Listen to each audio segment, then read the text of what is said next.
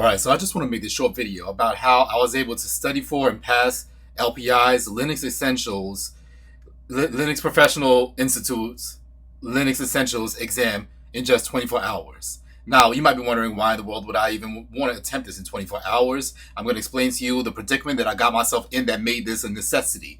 And why I wouldn't recommend it for other people, but just showing that it's possible can hopefully empower and inspire other people to be able to take the reins of this study. I'm going to share some tips that I use for myself to be able to pass this literally with 24 hours of prep. Now, just to let you know, I don't have any experience, no official experience when it comes to IT as of yet. About 1 month ago, I posted a video about how I was able to obtain the A+, Network Plus, and Security Plus in about 1 month. It was 30 days from beginning to end, getting the first certification to getting the last certification. And in that month, I have been busy at work trying to get a job. Now, it's not that easy to be able to do this, but there has been a little bit of promise. I've been putting in applications everywhere, and I just have been spreading everything. And just to let you know, my resume is really cool. I might show that to you in a second to show you just how cool my resume really is. But anyway, I finally got an interview after sending out hundreds and hundreds of applications and knowing that I'm not going to be able to have the experience requirement that a lot of people have because it's literally only been a month or so since I got started with it. So I finally got a couple of interviews. And yeah, the applying process has been very useful for me, especially because people look at my resume and I have so many emails where I got the rejection, and then a person from the organization in the rejection would email me and say, hey, I'm so sorry that we had to say no to you because you don't have the experience that we're looking for this position, but your resume is so cool and I just wanted you to know that. And yeah, my resume actually was that cool because, like my mom says, I've never been able to do anything like a normal human being my entire life, and everything I've ever done has been outlandish. Which is just me, and that's perfectly fine. But anyway, I finally got a chance to get an interview, a second interview, and it was going well. But of course, then I wanted to sell myself a little bit more. Now, is Linux in 24 hours even possible? I remember watching a video with Network Chuck where his wife went through Linux in 24 hours, and I want to say that I believe that if she had taken the Linux Essential one instead of the Linux Plus from Kamsha, she might have been able to actually pass this. Well, at any rate, I actually did it. Now, I just want to let you know that even though I passed this with only 24 hours of prep, I also want to admit that I'm not necessarily going to consider myself a beginner in this. Over the past month, I have taken the Google IT support certificates, and in that I did have some practice with Linux. I also have other certifications when it comes to IT. So this is not a foreign field when it comes to me. And I just want to put that out there because it's not like when I was doing the A Plus and Network Plus and the Security Plus, where it's like I have absolutely no background whatsoever. At least now when I did the LPI Linux Essentials, I have a little bit of a background considering I've done the A Plus, Network Plus, Security Plus, and then also some stuff in the Google IT Supports certificate, which also included some Linux commands. So it's not like I'm unfamiliar with it. I had probably 3 days with it. I actually blazed through the Google IT support certificate too, and I'm gonna make a video in the future about how you can do that too, and how you can actually get it absolutely for free and be able to complete it all within the 7 days without necessarily having to pay anything, and also not skimping on anything. I'll show you exactly how to do that in another video. But for this one, it's about being able to do this within 24 hours, which is exactly what I was able to do. I also put that disclaimer about my background experience and having some previous knowledge before starting a prep for this because I've watched other YouTubers and it's like how I passed the Security Plus in 1 month with only 1 month of studying, and then you get on the video like, hi, I'm a cybersecurity professional with 15 years of experience and here's how I passed it. I'm like, well, it really wasn't 1 month. It was, all the experience that you had.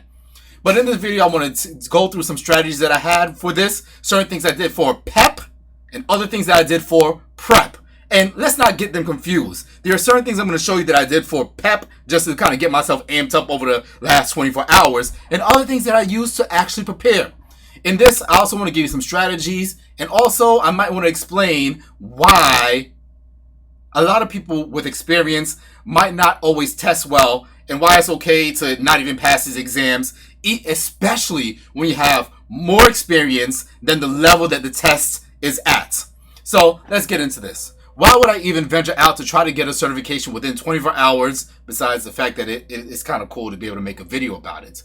But it was actually a lot of work, and 24 hours is a very long time. Think about if a person had spent 1 hour a day for 24 days versus 1 hour every hour for 24 hours. So it was definitely intense over the last 24 hours or so. But let me tell you the predicament I got myself in. I've been applying to a lot of places, hundreds of places. I've been applying on LinkedIn, on Indeed, and yes, I'm getting a little bit of recognition because my resume is unique, it stands out, people enjoy it, but I don't actually have the background, the experience, none of the tangible type of requirements that people are looking for when they look for someone to hire. So because of that, I was excited when I first got this interview with a company. It's like, whew, finally. And just to let you know, throughout my entire life, I haven't actually been through that many job interviews. Usually if I have to do an audition for a job, like for public speaking, that goes pretty well. But as far as job interviews, I don't usually do too well at that. So I was excited to get this job interview. I didn't want to get this. I didn't want to let this job be able to slip through the cracks. So what I ended up doing is that I fibbed a little bit in my interview. They looked at my resume, they said that they liked it, they said that it stood out, and then they started talking about my certifications and lack of experience. So in that moment, I wanted to make myself look a little bit better, thinking that the process was going to go kind of slow, and I said, oh yeah, since then I've gotten 2 more certifications. And I mentioned one in Python, from Python Institute, and the other one being Linux Essentials. The interview went so well. I'm sitting here thinking that, okay, they're probably going to need a little bit of time before they want to update this. But by the end of the interview, they said, we want to start moving forward. So what we're going to do is, like, as soon as you get us those and add those other certifications to your resume, we'll love to get started today. I was like, oh man, now what type of corner did I just back myself into? Whew. I said I had these certifications, and I don't. But I can't sit here and look like I'm a liar, even though clearly that's what I did. I talked to some friends about it and said, oh, don't worry about it. We all fudge a little bit when it comes to the interviews and when it comes to our resume because we just wanted the job. Yes, that's what I tried to do, but I had no idea. My plan was to actually start preparing for these exams, and then when they call me back again after interviewing other people, they'll be able to say, okay, now we're ready to receive whatever updated resume you have. And it'll be like, boom, now I got it. But all I had was 24 hours. So yes, I got myself in a pickle. Now for me, as I said, I'm not exactly new to Linux. I have some experience from Google. I watch YouTube videos on this type of stuff all the time. I'm always watching Network Chuck and all the other people that are online with this. I did want to go through this because I really want to know more about Linux. But the problem is that I had to actually start to prepare. So the very first thing that I want to do is that I need to pep myself up before I even start preparing. So let me show you exactly what I mean by that. I'm going to go to the LPI website. I looked at this and I said, okay, Linux Essentials. What do I need to do this? And then this is for PEP, not for prep. Please don't prepare with this in mind. So I looked at this and I said, okay, here it says that I'm going to have 40 questions. Can I not answer 40 questions when it comes to Linux? And then I was like, all right. So yeah, 40 questions. That's all I got to do. Make it through 40 questions. 1 hour of my life, 40 questions. Out of all the big books that are written, can I possibly answer 40 questions on this? Absolutely. And then, hold on, let me see the objectives here. Here's the objectives, and I'm going to run through that in a second. But I wanted to talk about the passing score for this. It's not showing it here, but the passing score is a 500 out of 800. The minimum score is 200. The maximum score is 800, and it's scaled that way. Now, even more for PEP. Because typically what we would do is that we would think 500 out of 800, which is about, 65%, 5 out of 8? But that's not how I looked at it. I was like, if the minimum score is 200, then 200 is 0, and therefore 800 minus 200 is 600, and 500 minus 200 is 300. So it's not necessarily getting a 500 out of 800, which is about 65%. It's about getting a 300 out of 600, which is about 50%. All right, so let's go back to the last page. 40 questions. Cool. 40 questions. I got it. And what I need to do is make sure I can answer 20 of them correctly. After that, I look through the objectives. And here the objectives are and how they're weighted. Notice up here that it says objectives with higher weights will be covered in the exam with more questions. So I looked at this and I calculated all the weights. Weight 2, 2 plus 2, and then weight 4, 2. So I started adding these up. 2, 4, 5, 6, 7, 8, 9, 10, 11, 12, 13, 14, 15, 16, 17, 18, 19, 20, 21, 21, 22, 23, 24, 25, 26, 27, 28, 29, 30, 31, 32, 33, 34, 35, 36, 37, 38, 39, 40. Oh, 40. So the weights and the questions kind of go hand in hand. There are 40 questions and 40 weights. So I started thinking that could mean that each one of these weights is about how many questions are coming from this. And all I gotta do is get 20 of them right. Now, here's the thing. What if you're thinking about if you're weak in a certain area on this? For example, some people are afraid of the command line. Here it is on the command line. In this one, finding your way in the Linux system. Command line basics, 3, 4, 5, 6, 7, 8, 9, 10, 11 for the power of the command line, 12, 13, 14,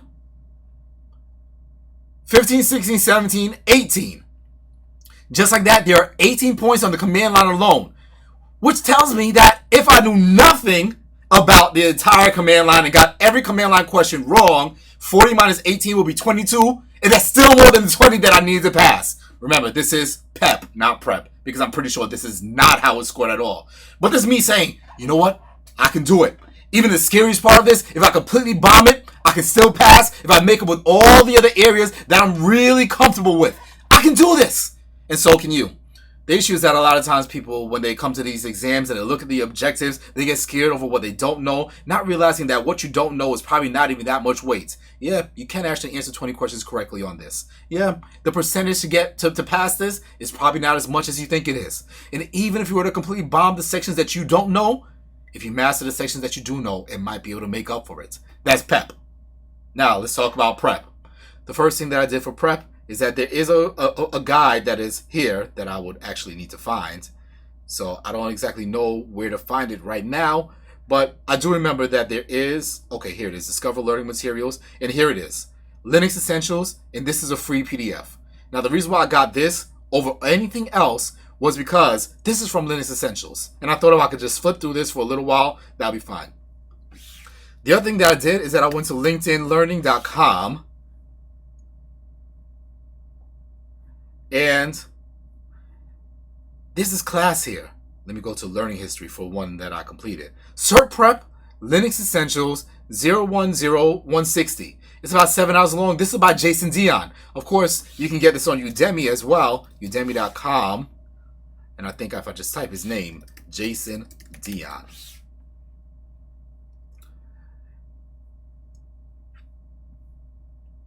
Jason Dion, and then let me actually just type in Linux too.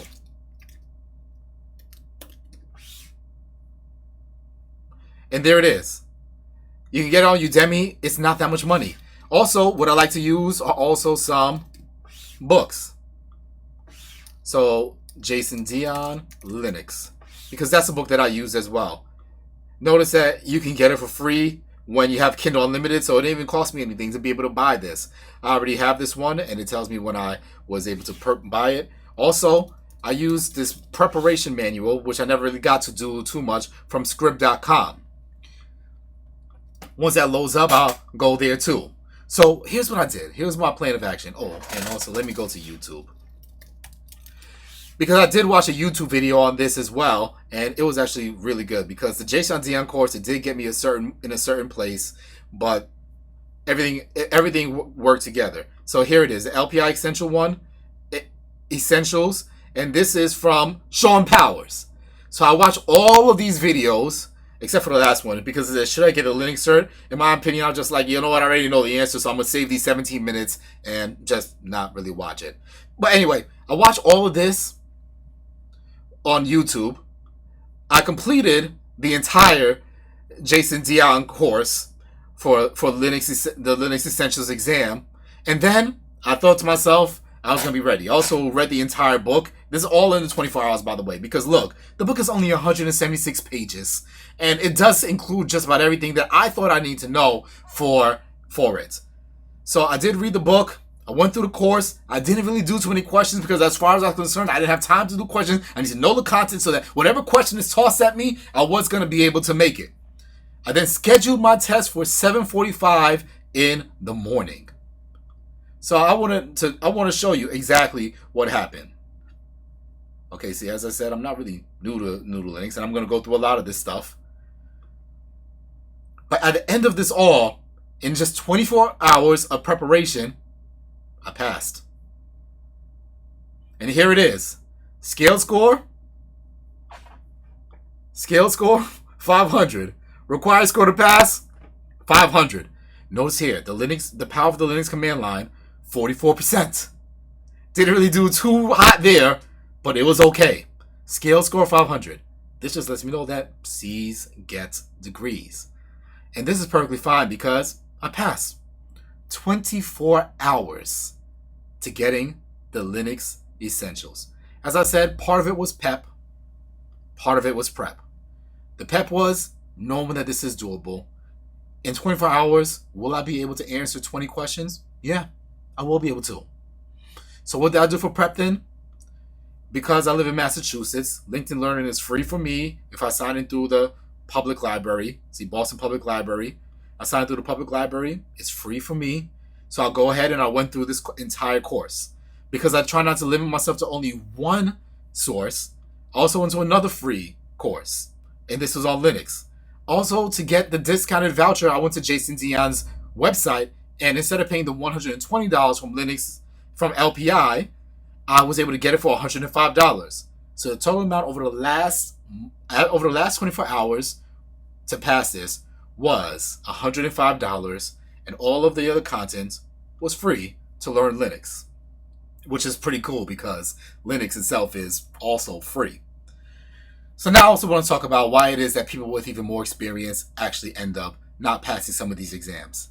And I think I have this figured out. It's not because they don't know their stuff. It's because they actually do know stuff that's not covered on the exam. You see, the exam is about how they want things to go, how they want to do things, how they see that things should be done. And a lot of people with experience, they know even better ways to get it done. And they're so good at their job that they'll be able to look at all the wrong answers and know how to move from that wrong answer to get done whatever the question wants. So even though they look at it as like, okay, none of these answers are what I would do, but I'll be able to start from there. Remember, a lot of IT is about being able to solve these problems where we start from a position of wrongness and we try to right all these problems. So people that are experienced are really good at that. They've learned certain shortcuts in this. They've learned even better ways to the point that they look at it on the test and they say, this is not exactly what I would do. But if I was in any one of the scenarios, option A, B, C, or D, I know exactly what to do to fix this problem and make it right. And because of that, they're being able to answer according to their experience and not according to the official answers that the organization wants for them. The person that kind of put me onto this was when I was taking my A+ and going through Mike Myers, and he says, well, here's what Compton wants you to know, but in the real world, and that's what made me think, like, okay, so there are people that can do this. The other thing is that a lot of people that are more experienced know 1,000 ways of doing one task. As far as I'm concerned, at where I'm at this moment, I know one way to do almost anything, and it's just whatever is inside of the manual that was given to me for this exam. And that's why it's going to be okay. All right, maybe I should give you a better example of how this can work sometimes. So, if there are a question on the exam, and it asks if you don't know exactly how to get to learn about a certain command, what would you type in? And then the answers could be something like, you would type in boogie, you would type in info, you would type in grep, you would type in sudo. So those four answers, boogie, info, grep, sudo, they'll look at those and say, Personally, I would never do any of that. If I needed help with a command, I would just use -H. Or I would make it long and put --help. But notice -H is not an option. -help is not an option. Even though those are great things, -H and -help aren't even part of the Linux essentials. And then they would say, if that wasn't the case, then I would put in man space the command to get the manual. But that's also not one of the options. Of course, you can run it as sudo, but that's not exactly going to teach you how to use it. That's just giving you root access. And they'll look at this and be confused. The correct answer to that would be info, which works just like the man command. But a lot of people with experience in Linux would say, I have never once in my entire life used info in order to do this. I've used man, I've used -H, I've used --help, but info? What's that? Well, it's something that's included in the Linux Essential exams that you probably have never used in the real world. And the issue comes with where the person might get that question wrong, not knowing what they're asking for at this point, and put in something like grep, not because they don't know how to do the task, but because they know so many other ways of doing it that might be a little bit better, but it's not what the test is looking for. So that's why people with experience oftentimes might not pass these exams. The important thing is to know that when you're going for a certification, that you're learning their way of doing it, and you're going to add it to your way of doing it. It doesn't replace it. It's not overriding, we're not Linux or the operating systems where if you edit a file and it overwrites it, we don't get overwritten. We can just add it. In other words, we're using those two carets to append it. Everything gets appended to us, not replaced. Okay, so with that being said, I just want to talk about my experience with Linux. I wanted to talk about how I was able to pass it in 24 hours and how now I can go ahead and send out my resume and be very content because I actually completed it.